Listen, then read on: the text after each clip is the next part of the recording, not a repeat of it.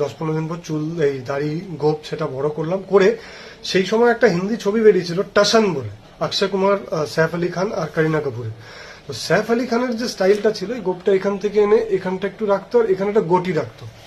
তো আমি ওখানে গিয়ে হরদাকে বললাম মেকআপ রুমে যাওয়ার আগে যে হরদা আমি একটু ওই স্টাইলটাকে কপি করতে চাই, আমি ওরকম রাখতে চাই আমি। তো বলছে ঠিক আছে, দেখো দেখো যদি হয়তো ভালো, না হলে তোমাকে আর এই ছবিটা আমি নিতে পারবো না। তাই বললাম ঠিক আছে। আমি গেলাম, আমি ওইভাবে শেভ, আমি দাড়ি পুরোটাই নিয়ে গেছিলাম হালকা হালকা, কিন্তু ওইভাবে শেভ করলাম, ওইভাবে গোপ আর এই গোটি দাড়িটা রাখলাম। এবং যখন আমি এলাম, আলটিমেটলি আমার ওই লুকটাই ফাইনাল হলো।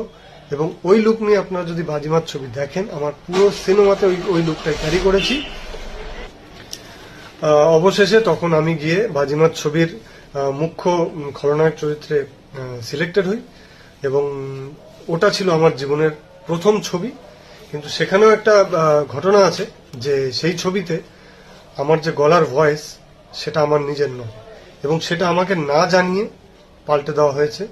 আমাকে বলা হয়নি, যেহেতু আমি নতুন ছিলাম, আমি তখন কিছু বলে উঠতে পারিনি।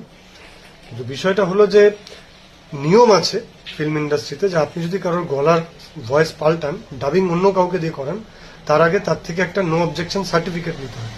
এবার আমার তো প্রথম ছবি, আমি মানে তখন একটা বিরাট ভয় যে আমাকে যদি বের করে দেয়, আমি কাজটা না পাই বা কিছু, আমাকে না জানিয়ে হঠাৎ বলা হচ্ছে। শেষে সিনেমা হলের ওখানে গিয়ে যখন আমি দেখতে যাই প্রথম প্রিমিয়ারে, তো প্রিমিয়ারে গিয়ে আমাকে বলা হলো যে তোমার গলার ভয়েসটা আমরা পাল্টে দিয়েছি, তোমাকে নেওয়া হয়নি, আর কিছু মনে করো না।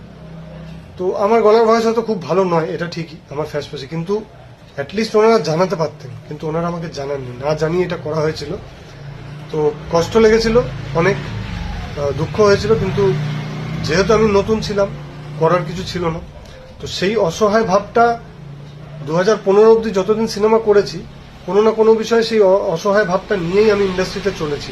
আমি যেটা বলেছিলাম যে ইন্ডাস্ট্রিতে কোনোদিনও সম্মান বলে জিনিসটা পাইনি, কোনোদিনও পাইনি। সেটা যেটা পেলাম এই 2025-এ এসে, এই ফেসবুকের 3,40,000 না 50,000 যে আমার আজকে পরিবার, তাদের কাছ থেকে পেলাম। এবং আজ মনে হয় যে 25, 26, 27, 28 বছর যা খেটেছি সার্থক হলো এই শেষে। প্রত্যেককে জানাই কৃতজ্ঞতা।